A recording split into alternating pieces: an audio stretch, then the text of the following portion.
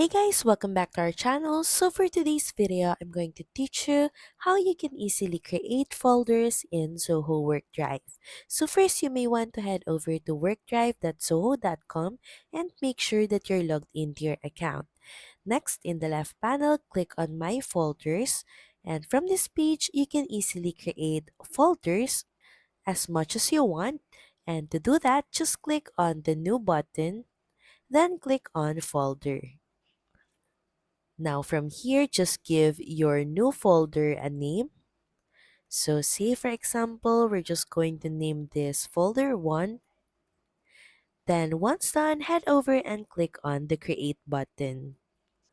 You can repeat the same process to do another folder here at Zoho WorkDrive.